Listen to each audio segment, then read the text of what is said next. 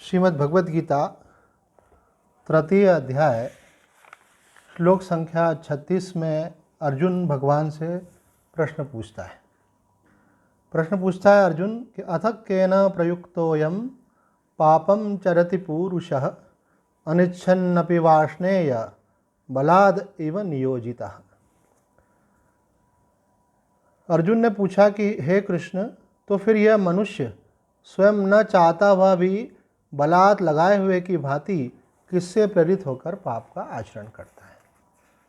पिछले प्रसंग में हम देख रहे थे कि मनुष्य जो है राग द्वेष के वशीभूत होकर के स्वधर्म का त्याग कर देता है।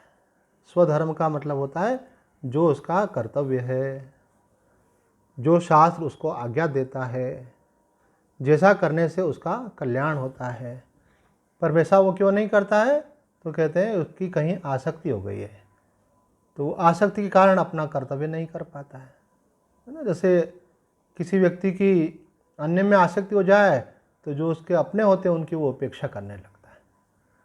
तो उसी प्रकार से जब हमारी अन्यथा प्रवृत्तियां होने लगती हैं तो जो वास्तव में हमें करने योग्य फिर वो हम नहीं करते हैं। तो भगवान से अर्जुन पूछ रहा है कि ये जो मनुष्य इस प्रकार का कर्म करता है तो ये वो करता है या कोई उससे करवाता है? क्योंकि कभी कभी तो हर मनुष्य को ऐसी फीलिंग आती है। कब आती है? जब मनुष्य कोई काम सिंसियरली करना चाहता है, मानो सुधरना चाहता है, क्योंकि सुधरने की इच्छा जो है सब में जागृत नहीं होती है। ये भी सत्संग का ही प्रभाव होता है, संतों का संग ही होता है कि मनुष्य को अपने आत्मनिरीक्षण होता है कि मैं कहाँ खड़ा हूँ और मुझे जहाँ खड़ा हूँ वहाँ से आगे बढ़ना है, मुझे अपना कल्याण करना है, ये मुझे मनुष्य का जन्म मिला है, मुझे इसे सार्थक करना है। तो यह जो भावना मनुष्य में जागृत होती है, इस भावना के जागृत होने से फिर साधक जो है वो अपने दोषों को ठीक करना चाहता है। एक महात्मा जी ने कहा कि अगर आपकी इंद्रियों को किसी विषय के सेवन की आदत पड़ी हुई है और आप उसका सेवन करते रहते हैं तो कोई दुविधा थोड़ी है, कोई दिक्कत नहीं है, फिर सब बढ़िया चल रहा है। लेकिन दिक्कत कब होती है? दिक्कत तब होती है कि आप जब सोचते हो इसको इस चीज़ का सेवन नहीं करने देना है ना। जैसे माता पिता ने बच्चों को आजकल छूट दे दी है कि भाई तुम्हारा अपना अपना मोबाइल है, तुम अपना संभाल लो। पहले मम्मी पापा का यूज़ करते थे, आजकल बच्चों का अपना हो गया। अब अगर आप देखो कि बच्चे पढ़ाई नहीं कर रहे हैं और वीडियो गेम्स खेल रहे हैं और फालतू टाइम वेस्ट कर रहे हैं और बहुत ज़्यादा मन उसमें लगा रखा है, बहुत दोस्तों से चैटिंग कर रहे हैं, और अगर आप उनको रोको तो आप देखोगे कि उनका एक दूसरा स्वरूप आपको प्रकट होता है। वो आपसे ऐसे नाराज़ हो जाएंगे, ऐसे शिकायत हो जाएगी उनकी, वो ऐसे रूठ जाएंगे, ऐसा बुरा मान जाएंगे। तो अगर आप चाहते हो कि वो रूठे नहीं, बुरा नहीं माने, तो उसका एक तरीका क्या है? करने दो, जो कर रहे हैं करने दो। बिगड़ेंगे, नुकसान करेंगे, खुद का करेंगे, पर आप ऐसा नहीं कर सकते। क्यों? क्योंकि आप उनके हितैषी हो। आप उनको बिगड़ते हुए, वो अपना नुकसान करते हुए नहीं देख सकते। तो आप क्या करते हो? उनके ऊपर नियंत्रण करते हो, उनको समझाते हो। वही की वही बात जो बच्चों पर लागू होती है वही हमारे खुद के मन पर भी लागू होती है। तो जब हम अपने मन पर नियंत्रण करना चाहते हैं तो कभी कभी फिर ऐसा लगता है कि जब मैं समझता हूँ कि ये गलत है और ये मुझे नहीं करना चाहिए, है ना, तो क्या कोई आत्मा मेरे अंदर चली जाती है क्या? कोई प्रेतात्मा, और वो मुझसे करवा लेती है क्या? एक बार आप कल्पना करने लगे तो फिर सब चीज़ें महसूस होती है। अगर ये किसी को थॉट दे दिया जाए ना कि आप ध्यान से देखना, आप कुछ गलत नहीं करते हो, कोई एक थर्ड पावर आपके अंदर घुस जाती है और वो अपना गलत काम करके निकल जाती है। ये किन का कॉन्सेप्ट है? ये क्रिश्चियनिटी का कॉन्सेप्ट है। वो कहते हैं कि आपसे जो है शैतान गलत काम कराता है, तो आपको लगता है फिर हाँ राइट, मैं तो बहुत शरीफ हूँ और हमेशा अच्छा ही करना चाहता हूँ, लेकिन मैं देखता हूँ मेरे ऊपर कोई हावी हो जाता है और वो मुझसे गलत करा लेता है। तो हमारे धर्मशास्त्र सबसे पहले तो हम ये है कि पहले किसी चीज़ को अपने अंदर लेके चलोगे तो आपको आंसर ही नहीं मिलेगा। तो आप बिल्कुल अपने अंदर निष्पक्ष होकर के और दुराग्रह से रहित होकर के फिर आप जिज्ञासा कीजिए। आप की तरह आपके प्रतिनिधि के रूप में यहाँ पे अर्जुन खड़े हैं, तो आपकी तरफ से वो जिज्ञासा कर रहे हैं। तो अर्जुन ये अपनी तरफ से कोई भगवान को ऑप्शन नहीं दे रहा है, ऐसा तो नहीं है, वैसा तो नहीं है। अर्जुन केवल इतना पूछ रहा है कि आखिर मनुष्य पाप करता क्यों है। अथ केन प्रयुक्तोयम पापम चरति पुरुष। पाप का मतलब आप समझते ही हैं। पाप का मतलब होता है वह कार्य करना जो किसी को कष्ट पहुंचाने वाला है, दूसरों को तकलीफ देने वाला है। आपके माता पिता को तकलीफ देगा सबसे पहले, तो फिर आपके जो निकट के लोग हैं उनको तकलीफ देगा, फिर वो चीज़ जो है समाज की व्यवस्था में तकलीफ डालेगी, फिर परिणाम स्वरूप फिर वो आपको तकलीफ देगा। क्योंकि ऐसा हो ही नहीं सकता है कि दूसरे को तकलीफ दे करके आप मज़े में रहो, वो तो लौट करके तो आती हैं चीज़ें। तो अर्जुन कह रहा है कि नहीं चाहते वे भी अन्यच्छन्न अपि वासनया, कि हे भगवान श्री कृष्ण, मनुष्य नहीं चाहता है पर बलपूर्वक ऐसा लगता है कि कोई उसे उसमें नियोजित कर देता है। अर्जुन के इस प्रश्न का सीधा सीधा मतलब क्या है? सीधा सीधा मतलब यह है कि क्या ऐसा तो नहीं कि मनुष्य तो यंत्र है और आप उससे करा लेते हो, क्योंकि ऐसा हमने शास्त्रों में पढ़ा भी है और संतों से भी सुना है कि मनुष्य तो कठपुतली है और सबको नचाने वाला परमात्मा है। ये बात तो महात्मा भी बोलते हैं, सत्संग में भी बोली जाती है। तो साधक को लगता है कि हाँ ऐसा ही कुछ होगा। दूसरी बात, कई बार ऐसा लगता है कि भाई मानो जीवन में जो कुछ होना है वो पहले से ही डेस्टिन्ड है। मुझे याद है किसी ने ऐसा डायलॉग भी बोला था कि जब जब जो जो होना है तब तब सो होता है। बोले जो होना है वही होगा और जो नहीं होना है वो नहीं होगा। तो फिर आपके हाथ में कुछ है भी कि नहीं? तो अर्जुन ये क्लियर करना चाहता है कि प्रारब्ध के कारण होता है कि भगवान आप करवा लेते हैं, अथवा कोई तीसरा कारण है। तो भगवान यहाँ पे अब उसका स्पष्टीकरण अगले श्लोक की व्याख्या में देंगे। भगवान कहते हैं, श्री भगवान उवाच काम एष क्रोध एष रजोगुण समुद्भव महाशनः महापाप्मा विद्धि एनम इह वेरिणाम। श्री कृष्ण महाराज बोले, हे अर्जुन, रजोगुण से उत्पन्न हुआ यह काम ही क्रोध है। यह बहुत खाने वाला अर्थात भोगों से कभी न अघाने वाला और बड़ा पापी है। इसको ही तू इस विषय में वेरी जान। भगवान भाष्यकार कहते हैं यह काम रजोगुण से उत्पन्न हुआ है, अथवा यूँ समझें कि उत्पन्न हुआ काम ही रजोगुण को प्रकट करके पुरुष को कर्म में लगाता है। आप अपने अंदर देखें ध्यान से कि आपके अंदर जब कोई इच्छा उत्पन्न होती है तो उस इच्छा की पूर्ति के लिए आपके शरीर में क्या होता है? ऊर्जा का संचार हो जाता है। अभी आपने सत्संग सुन लिया, मज़े से बैठे हैं और बैठे बैठे आपके मन में कुछ स्पेशल डिश खाने की इच्छा हो गई कि आज तो ये खाना चाहिए, तो तुरंत आप बैठे बैठे मालूम ही नहीं पड़ेगा खड़े हो जाओगे और किचन में जा कर के उसकी तैयारी के लिए जो पूर्व तैयारी है, कुछ गलाना है, कुछ करना है, तो वो आप तुरंत निकालेंगे और वो चीज़ कर देंगे। आपको लगा आलू का पराठा खाना है तो आप उठेंगे, किचन में जा कर के आलू छीलने लग जाएंगे। आपको लगा कि कोई चीज़ पीस करके बनाना है तो आप तुरंत उठेंगे, वो चीज़ निकाल के गला देंगे, पहले गल जाए भाई ऐसे। तो जैसे आपके अंदर इच्छा उत्पन्न होती है वो आपके अंदर रजोगुण का संचार करती है, मतलब क्रियाशीलता आपके अंदर ले आती है। तो भाष्यकार कह रहे हैं कि यह कामना ही रजोगुण को उत्पन्न करती है। ये जो यहाँ कहा गया ना रजोगुण समुद्भव, रजोगुण से उत्पन्न हुआ यह काम ही क्रोध है। तो उसको आगे स्पष्ट करते हैं, यह काम जो सब लोगों का शत्रु है, जिसके निमित्त से जीव सब अनर्थों की प्राप्ति करता है, वह काम बाधित होने पर क्रोध के रूप में बदल जाता है। Very common question. अक्सर करके ये लोग अपने लिए नहीं पूछते, बस गड़बड़ इतनी है, पर अपने घर में किसी के लिए पूछते हैं। और कोई साधक होता है अपने लिए पूछता है। क्या पूछता है? कि स्वामी जी मुझे इतना गुस्सा क्यों आता है। चलो आप कम से कम कॉन्शियस तो हुए। कई लोगों को आता है और उनको खुद को मालूम नहीं, लोगों को शिकायत है। कई लोगों को परिवार के लोगों से शिकायत होती है, किसी को अपनी पत्नी से, किसी को पति से, कईयों को बच्चों से इनको इतना क्रोध क्यों आता है। तो भगवान ने इसका स्पेसिफिक कारण बता दिया कि जब भी जिसको भी क्रोध आता है उसका प्रमुख कारण क्या है। तो भगवान बोलते हैं कि मनुष्य के मन में कोई कामना होती है और वो जब कामना में कोई बाधा आ जाती है तो वो काम ही क्रोध बन जाता है। क्रोध अपने आप में कुछ भी नहीं है।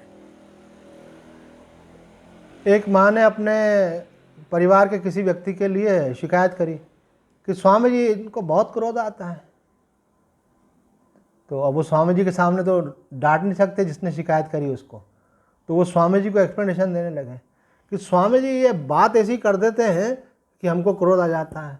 तो स्वामी जी ने कहा कि क्या किसी को बिना बात के क्रोध आता है क्या, कि बैठे बैठे एकदम से क्रोध आ रहा है। तो क्रोध तो तभी आता है ना कि जब कोई बात हो और बात होने पर आपके मन की बात नहीं हो तब क्रोध आता है। तो भगवान भाष्यकार यहाँ कह रहे हैं कि ये काम ही क्रोध में बदल जाता है। आपकी कोई कामना है, मानो आपके घर के दरवाजे के ठीक सामने अथवा थोड़ा साइड में कोई व्यक्ति वाहन लगा देता है और आप नहीं चाहते हैं, आने जाने में दिक्कत होती है, तो आपने मना भी किया, हो सकता है बाहर बोर्ड भी लगा रखा हो, और कोई आकर के वहीं पे वाहन रख दे तो आपको एकदम से क्रोध आएगा। समझते नहीं है, कितनी बार समझाया है इनको। तो ये क्रोध नहीं आया, इसका उपाय क्या है वो तो हम बताएंगे ही आपको, पर वो पहले भगवान से सुन लें, क्योंकि क्वेश्चन दूसरा है। क्वेश्चन ये है कि मनुष्य नहीं चाहने पर भी गलत काम क्यों करता है। पर अभी जो दूसरा क्वेश्चन उत्पन्न हो गया कि मनुष्य को क्रोध आता है तो क्रोध कैसे नहीं आया, उसका भी उत्तर आगे चल के देंगे। और दूसरी बात है कि मनुष्य की कोई कामना होती है ना, वो ऐसा नहीं है कि आपने कामना पूरी कर ली तो आप सेटिस्फाई हो जाओगे। फिर आप उसमें नए नए अनुसंधान करते हैं, आप नए नए तरीके खोजते हैं। आप जो पहले वाला है ना उससे सेटिस्फाइड नहीं होते हैं, आपको लगता है वो कुछ और बेहतर और बेटर क्वालिटी का है ना। तो भगवान यहाँ कह रहे हैं ये काम भोगों से कभी ना अघाने वाला है। ये भगवान श्री कृष्ण के शब्द हैं, महाशनः, अर्थात ये कभी सेटिस्फाई नहीं होता है टेम्परेरी, थोड़ी देर के लिए, वाह मज़ा आ गया, फिर जैसे मन में हुआ उसके बाद बोलता है इससे ज़्यादा मज़ा कैसे आएगा। और किसी आप इस संग पे भी निर्भर करता है। अगर आप संतोषी लोगों का संग करेंगे ना तो आपकी कामना धीरे धीरे शांत होती जाती है। और जो लोगों का लक्ष्य ज़िंदगी में केवल सुख भोगना ही है, संसारी हैं, जो साधक नहीं है, उनका संग करोगे तो बोलेंगे अरे अच्छा आपने ऐसे सुख लिया, इससे ज़्यादा मज़ा तो ऐसे लिया जा सकता है।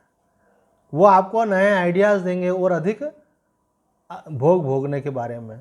तो भगवान कह रहे हैं कि वो आइडिया दें कि नहीं दें, ऑलरेडी मन का संस्कार ही ऐसा है कि आपकी कोई कामना पूरी हुई तो वो आप उसमें चुपचाप बैठने वाले नहीं हैं, और अधिक की इच्छा होगी, कभी तृप्त नहीं होगा। अब कितने सालों से कोई चीज़ आप खाते हैं जो आपको पसंद है, अब बोले अब बंद कर दो, बोले क्यों बंद कर दें भाई, अरे बोले 20 साल खा लिया आपने, 30 साल खा ली, बोले वो ठीक है। कारण क्या है कि कभी मन भरने वाला नहीं, थोड़ी देर के लिए लगता है कि हाँ आज तृप्त हो गए, लेकिन कल फिर वापस उसी की मांग उठती है। तो भगवान बोल रहे हैं कि कोई भी कामना हो, कोई भी भोग हो, ये इससे आपको अपने आप से उपरामता आने वाली नहीं है, ये आप समझ लो। ये अपने आप में एक दर्शन है, ये चिंतन है, ये एक गलत फहमी भी है अपने आप में। कुछ लोगों को ऐसा लगता है कि इच्छा है पूरी कर लो, ख़त्म करो, पूरी नहीं करेंगे तो बार बार उठेगी, पूरी कर लेंगे तो ख़त्म हो जाएगी। इच्छा पूरी करने से ख़त्म होती नहीं है, बल्कि जितनी जितनी आप उसको पूरी करेंगे उसका संस्कार उतना उतना दृढ़ होता चला जाता है। जैसे किसी के मन में आया कि भाई मैं अमुक मानो जलेबी खाऊं, कभी खाई नहीं थी, दूसरे को देखकर उसके मन में आया कि मैं भी खाऊं, अब खा ली तो एक संस्कार बन गया। अब एक सप्ताह बाद फिर से मन में आया कि आज जलेबी खाऊं, तो पहले जो खाई थी उसका एक संस्कार था, अब दूसरी बार खाई तो 2 संस्कार हो गए, तीसरी बार खाएगा तो 3 संस्कार हो गए। तो जितनी बार खा लेगा उसका जब भी फिर दोबारा से इच्छा उत्पन्न होगी तो और अधिक प्रबलता से होगी। तो जितना भोगेंगे उतना हम उसमें फंसते चले जाएंगे। फिर बाद में तो ऐसा हो जाता है कि मनुष्य कहता है मैं क्या करूं, मेरा मन नियंत्रण में नहीं है, मुझसे रहा नहीं जाता। क्यों नहीं रहा जाता? कि संस्कार बड़ा प्रबल हो गया। तो भगवान कह रहे हैं ये अघाने वाला नहीं है, और चूंकि ये सेटिस्फाई होने वाला नहीं है, भरने वाला नहीं है, उसका परिणाम ये होगा कि कभी ऐसा भी हो जाएगा कि आप पाप कर बैठोगे, आप दूसरे का हक छीनने लगोगे। आपके पास साधन नहीं होगा तो आप चोरी करके भी उसको पूरा करेंगे, धोखा दे के भी पूरा करेंगे, बेईमानी करके भी पूरा करेंगे, दूसरे के आस पास से छीन करके भी पूरा करेंगे। क्यों करेंगे? क्योंकि अब आप उसके बिना रह नहीं पाते। कई गरीब बस्ती के लोगों के साथ देखने में आता है कि उनकी महिलाएं तो जो है घरों में जाके बर्तन भांडे मांज रही हैं, झाड़ू पोछा कर रही हैं, उनका आदमी लोगों को दारू पीने की आदत पड़ी हुई है, कमाते वो है नहीं। फिर आकर के क्या करते हैं? पत्नी को मारेंगे, तू कमा के लाइए, मेरे को पैसे दे दारू पीने के लिए। ये तो हमारी माता बहनें हैं जो इतना सहन कर लेती हैं, तो ऐसे दुष्टों को सहन भी नहीं करना चाहिए। तो कह रहे हैं कि ये क्यों होता है, वो पाप क्यों करता है? क्योंकि कामना उसकी प्रबल हो गई। और अगर उसकी कामना है और अगर आपने उसको रोक दिया, टोक दिया, तो उसको क्रोध आ जाता है। तो क्रोध भी वो करता है कामना के कारण, पाप भी वो करता है कामना के कारण। तो भगवान कह रहे हैं यह काम भोगों से अघाने वाला नहीं है, महापापी है। क्योंकि काम से प्रेरित हुआ जीव ही पाप करता है, इसलिए काम को ही इस संसार में तू वेरी जान। तुम्हारा कोई दूसरा शत्रु नहीं है, तुम्हारा अपना शत्रु आपके अंदर ही बैठा हुआ है। कौन है? ये काम, क्रोध, लोभ, मोह, मद, मत्सर, ये आपके नित्य शत्रु हैं। इनको जो पहचान लेता है वो इनसे मुक्त हो सकता है। लेकिन साधारण मनुष्य तो पहचानने के बजाय इनसे दोस्ती करता है। ये तो ऐसा हुआ कि किसी आतंकवादी से आप दोस्ती कर रहे हो जो आपको सताने के लिए आया है। क्या होता है, जैसे आपके मन में कोई इच्छा हो कि मेरे पास भी ऐसा होना चाहिए, तो आपकी आंखों में चमक आती है, तो लोग बोलते हैं हाँ हाँ ऐसा होना चाहिए। अब आपके मन में कामना आ गई और आपके पास साधन तो है नहीं। अब आपको पहले तो भगवान कहते हैं कि आपके अंदर रजोगुण का संचार होगा, आप उसको प्राप्त करने के लिए प्रयत्न करेंगे और प्रयत्न पूरा हो जाएगा तो बोले फिर सेटिस्फाई नहीं होंगे, बोलेंगे नेक्स्ट। और अगर उसमें किसी ने ब्रेक लगा दिया तो क्रोध, और कामना बढ़ गई और अगर पूरी नहीं कर पा रहे हैं तो पाप। तो भगवान कह रहे हैं कि ये आपकी अशांति का सबसे बड़ा केंद्र है। अब देखो आप, हमारे भारतीय चिंतन और पाश्चात्य चिंतन का फर्क। हमारे यहाँ बोलते थे कि जितने बड़ी चद्दर हो उतने ही पैर पसारो। अब लोग बोलते हैं कि पैर पसारेंगे आगे तो उसको ढकने के लिए अपने आप चद्दर आएगी। मतलब आजकल लोग क्या करते हैं, पहले लोन लेते हैं फिर चीज़ें और चीज़ों को वापरते हैं। पहले क्या करते थे, पहले पैसा आता था, बोले मेरे पास इतना पैसा, मैं इतनी चीज़ ले लेता हूँ। तो कर्ज मर्ज होता है, आपने कर्ज ले लिया तो आपको एक टेंशन आ जाता है उसका। लेकिन लोग कहते हैं कि नहीं, कर्ज लेंगे तो चुकाने के लिए काम करते रहेंगे। तो क्या वैसे नहीं करोगे क्या? वैसे भी करते हैं, वैसे करते, कुछ इकट्ठा करते और फिर वस्तु ला सकते थे। अब आपने अपने ऊपर एक तनाव डाल लिया। तो ये क्या हो रहा है कि कामना जो है आपको सताने के लिए होती है केवल, उसके बिना भी काम चल सकता है, लेकिन आपको लगता है नहीं ये भी होना चाहिए। रोटी कपड़ा मकान को छोड़ दें, बाकी जो भी मनुष्य के मन में इच्छाएं होती हैं वो उसको केवल परेशान करने के लिए होती है। अगर आपके पास साधन है करें, ख़त्म बात, नहीं है तो छोड़ दें। तो यहाँ भगवान कह रहे हैं कि ये काम क्या है, काम यहाँ ये बाबा इस विषय में कह रहे हैं कि काम यहाँ विषय की प्रबल इच्छा ही सबके अधः पतन का कारण है और मोक्ष का प्रतिबंध काम ही है, अतः ये अपना शत्रु है। बोल रहे हैं ये केवल व्यवहारिक और सामाजिक लेवल पर ही आपके लिए समस्या नहीं है, बल्कि इसकी प्रबल इच्छा जो है अधः पतन करती है और साथ ही जीव की जो परम साधन है कल्याण मोक्ष, उसमें भी यह सबसे बड़ा प्रतिबंध है। आपकी सहज स्वाभाविक प्रसन्नता को छीन लेती है, आपके अंदर अशांति उत्पन्न कर देती है। तो भगवान यहाँ कह रहे हैं कि इसको आप पहचान लो कि आपको पाप कौन करवा रहा है। अर्जुन ने पूछा था प्रश्न, अथ केन प्रयुक्तोऽयं पापम चरति पुरुष। तो यहाँ पे कह रहे हैं मनुष्य को बिना इच्छा के पापों में नियुक्त करने वाला न तो प्रारब्ध है और न ईश्वरी है। यह काम ही इस मनुष्य को नाना प्रकार से आसक्त करके बलपूर्वक पाप में प्रवृत्त करता है। अर्जुन ने पूछा कि पाप में कौन नियुक्त करता है, तो भगवान ने यह बता दिया कि काम ही आपको पाप में नियुक्त करता है। एक व्यक्ति किसी के साथ आए थे हमारे यहाँ, तो कहना स्वामी जी एक प्रश्न पूछना है। मैंने कहा पूछिए। बोले स्वामी जी मैंने पीना छोड़ दिया, लेकिन हुआ क्या कि एक दिन मुझे जैसे सैलरी मिली, मैं स्कूटर पे बैठा तो मैंने देखा मेरा स्कूटर ऑटोमेटिक घर की तरफ नहीं जाकर के दूसरी तरफ मुड़ गया। तो मैं सोचने लगा ये किधर मुड़ रहा है। तो मैंने कहा आप बैठे थे, आप चला रहे थे? बोला चला तो मेरा हाथ था, पर मैं देख रहा था मेरा हाथ घर की तरफ नहीं जा रहा है, इधर मुड़ रहा है। तो मुझे हाथ मुड़ गया। मैंने कहा देखो कहाँ जाना चाहता हूँ।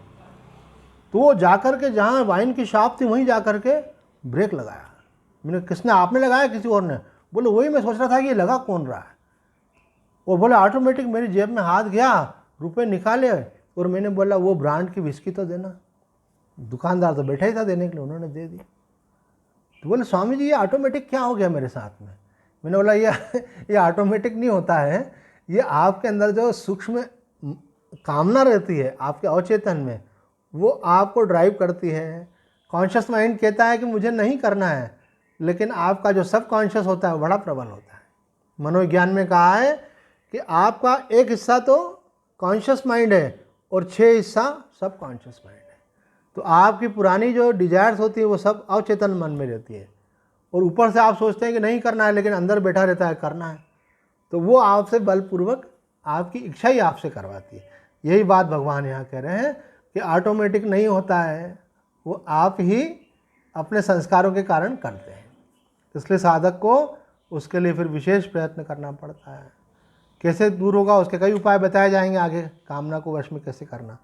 एक उपाय अभी बता रहे हैं, वो ये ज्ञान मार्ग की दृष्टि से कि कोई भी कामना उठे तो उसको तटस्थ होकर के देखें, उसके साथ बहे नहीं, साक्षी हो जाए उससे। भाई कामना किसमें, मन में, आप में नहीं है ना, आप अलग हो जाए उससे। उठ रही है कोई बात नहीं, उठ रही है। स्वामी अखंडानंद जी महाराज कहते हैं कि जैसे आप बालकनी में खड़े हैं तो रोड है, रोड पे कई तरह के लोग आते जाते हैं। मन है, मन में जन्मांतरों के संस्कार हैं, इस जन्म के भी संस्कार हैं। तो कोई भी इच्छा उठ सकती है, अगर उठ गई तो कोई बात नहीं, उठने दो, लेकिन ये जरूर थोड़ी आप पूरी करो। इसी को तपस्या कहते हैं। तपस्या क्या है कि भोगे हुए भोगों की इच्छा जब उठे तो उसके अनुसार वर्तन नहीं करना, बल्कि उसके वेग को सहन करना।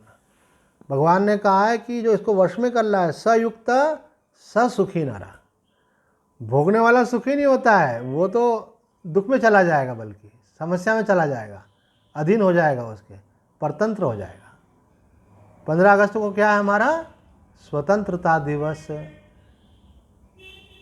परतंत्र समझते हैं ना आप, दूसरे के अधीन होना, और स्वतंत्र मतलब स्वयं के अधीन होना। तो अभी हमारा देश जो है दूसरे मानो अंग्रेजों के अधीन था, तो 1947 में क्या हुआ, देश आज़ाद हुआ 15 अगस्त को, तो स्वतंत्र हो गया। इसी प्रकार से अभी हमारी इंद्रियां क्या हैं, काम के अधीन हैं, हमारा मन काम के अधीन है, बलपूर्वक हमको ले जाता है। भगवान शिव का एक नाम है पशुपति। जो बंधा हुआ है पास में वो है पशु, और उसके जो स्वामी हैं वो कौन है, भगवान भोलेनाथ पशुपति। तो जो कामनाओं से बंधा हुआ है वो दिखने के लिए मनुष्य, पर वो पशु ही है, क्योंकि उसका आचरण पशु से कोई ज़्यादा बेहतर नहीं होता। वो न समाज की मर्यादा का निर्वाह करता है, न नैतिकता का निर्वाह करता है, न धर्म का निर्वाह करता है, न अपने ही भले का निर्वाह करता है, अपना भी अहित करता है। सबसे पहले तो अपना ही अहित करता है, अपने ही पैरों पर कुल्हाड़ी मारता है। कौन, जो कामना के अधीन रहता है। तो हमको कामना के अधीन नहीं होना है, बल्कि कामना को वश में करना है। कैसे करना है, तो बोले भाई अब तक जो भूल हुई अब आप समझ में आ रहा है नहीं गलत है, अब हम साक्षी होकर के इसको देखें। वर्तन नहीं करना है, हमको तटस्थ होकर के देखना है। बोले स्वामी जी हम तो साक्षी रह नहीं पाते, हम तो जुड़ जाते हैं, फिर क्या करें? तो बोले दूसरा उपाय ये है कि भगवान से प्रार्थना करें। ये एक चीज़ ऐसी है जो करने के बाद मालूम पड़ती है।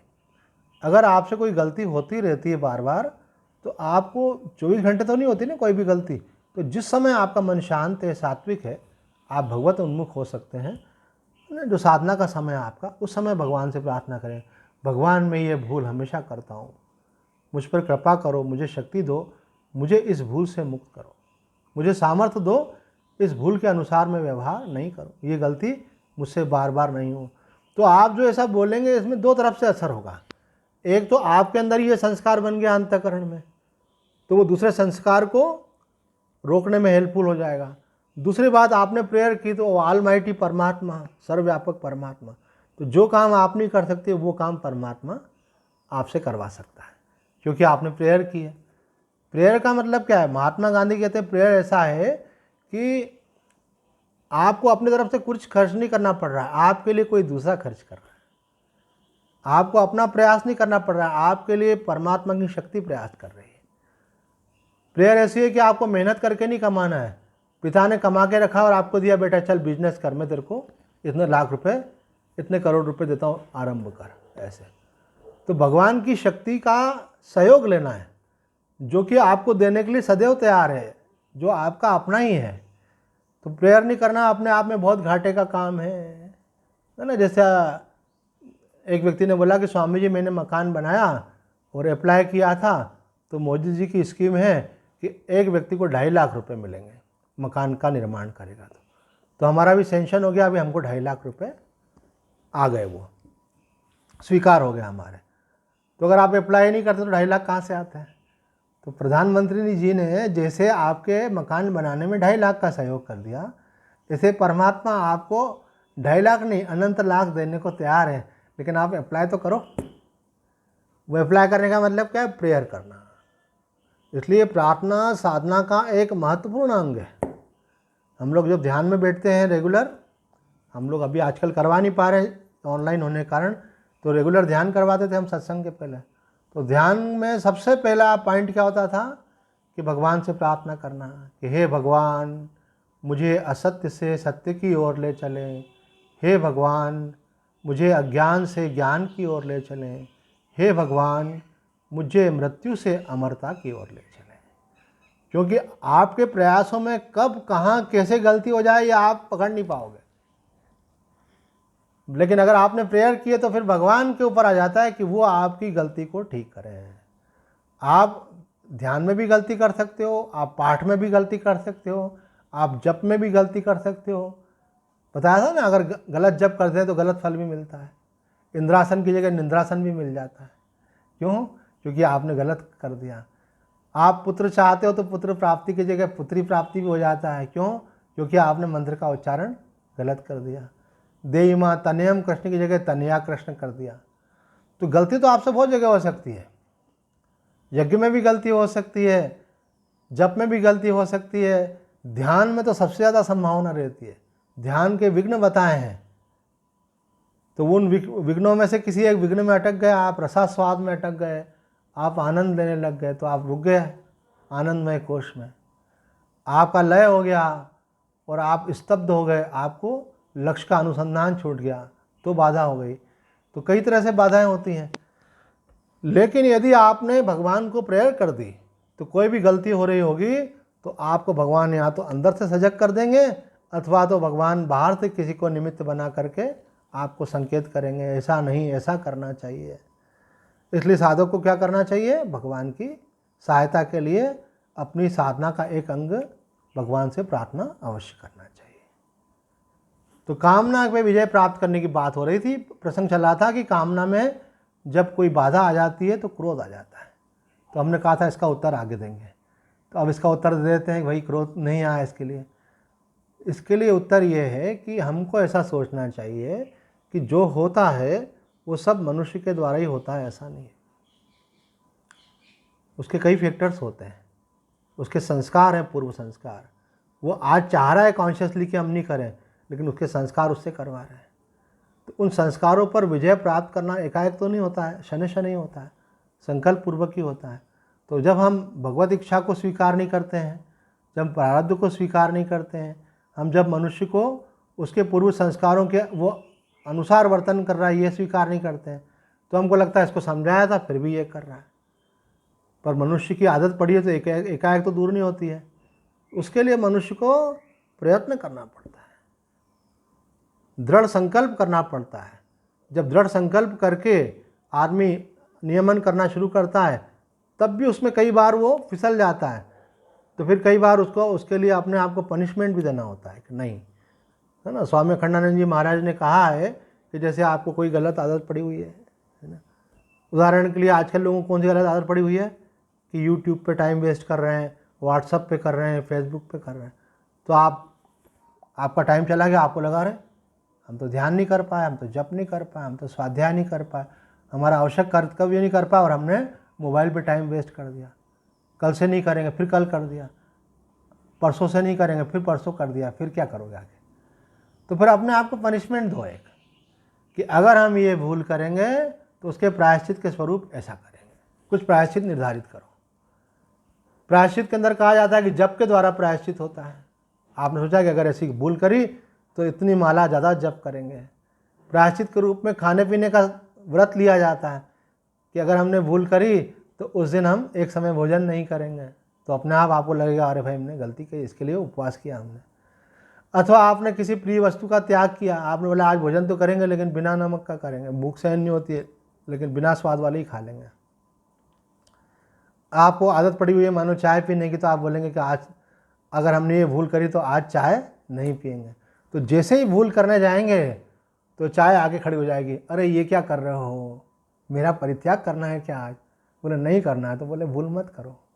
तो अपने आप संकोच कर जाएंगे, धीरे धीरे करके फिर आदत पड़ जाएगी। कोई बोले कि भाई आखिर संकल्प में सफलता कैसे मिले, तो हमने कहा पहले छोटे संकल्प लो। छोटा संकल्प लोगे और सफलता मिल जाएगी तो फिर बड़ा ले सकते हो, है ना। जैसे कल महाराज जी बता रहे थे, युग पुरुष जी महाराज का प्रवचन सुन रहे थे, तो बोले अगर किसी व्यक्ति को मानो कुछ नॉनवेज खाने की आदत पड़ी हुई है तो उसको कहा जाता है अरे कम से कम एकादशी को तो मत लिया करो, है ना। एकादशी तो बड़ा भगवान का दिन है, अच्छा दिन है, व्रत लगते हैं लोग, बोले ठीक है। फिर उसको कहा जाता है अरे भाई नवरात्रि में मत लो, गणेशोत्सव है इसमें मत लो, शिवरात्रि को मत लो, कृष्ण जन्माष्टमी को मत लो। तो उसका और थोड़ा सा और विस्तार हो जाता है। फिर उसको वो बोलते हैं अरे भाई ठीक है एकादशी तो अच्छी बात है, लेकिन आपका इष्ट का दिन जो है, कोई भी दिन आपने जो इष्ट का निर्धारित किया, मंगलवार आपने मानो हनुमान जी का आपके इष्ट है, तो आपने बोला मंगलवार को तो मत खाया करो कम से कम। तो उन्होंने उस पर रोक लगाई ऐसे। तो फिर आपने कहा कि अरे भाई ये सावन मास है, कम से कम 1 महीना तो छोड़ दो। फिर उन्होंने 1 महीने के लिए छोड़ा। तो उसको ऐसा अंदर कॉन्फिडेंस होता है व्यक्ति को कि मैं इसके बिना अमुक तिथियों पर रह सकता हूँ, अमुक वार को रह सकता हूँ और अमुक मास में रह सकता हूँ, तो फिर मैं इसको हमेशा के लिए भी छोड़ सकता हूँ। जो चीज़ गलत है उसको छोड़ना ही चाहिए। तो ऐसे छोटे संकल्प आप पूरे करेंगे तो आपको बड़े संकल्प पूरी करने की सामर्थ्य आ जाती है। जैसे कोई व्यक्ति 1 दिन बिना भोजन के रह लेता है, तो उसको अगर कहा जाए कि हमारा चैलेंज है आप 3 दिन का उपवास नहीं कर सकते, तो बोले कर सकते हैं। जब 1 दिन का कर सकते हैं तो 3 दिन का क्यों नहीं कर सकते, बिल्कुल कर सकते हैं। तो 3 दिन का कर लोगे तो बोले आप 7 दिन का नहीं कर सकते हो, नवरात्रि के 9 दिन नहीं कर सकते हो, बोले कर लेंगे। आजकल हमको बहुत लोग मिलते हैं ऐसे, अभी सावन चल रहा है, कल ही कोई आया था तो उनसे कुछ पूछा तो बोला नहीं मेरा तो सावन चल रहा है, मैं कुछ भी लूँगा नहीं, खाऊंगा नहीं कुछ भी, मेरा उपवास है। मैंने कहा बहुत अच्छी बात है भाई। तो 1 महीने तक का पूरा संयम है उनका, मानो वो जो टाइम से अपना एक बार खाते हैं उतना ही खाते हैं। ये मनोनियंत्रण के उपाय हैं। व्रत भी क्या है, मनोनियंत्रण। अगर आप कोई व्रत करते हैं इसका मतलब आपको अपने मन को रोकने की सामर्थ्य है। तो भगवान कह रहे हैं कि कामनाओं को नियंत्रित करें, तभी आपका कल्याण होगा। आज इतना ही। ओम पूर्णमदः पूर्णमिदं पूर्णात् पूर्णमुदच्यते पूर्णस्य पूर्णमादाय पूर्णमेवावशिष्यते। ओम शांति शांति शांति। हरि ओम तत्सत्।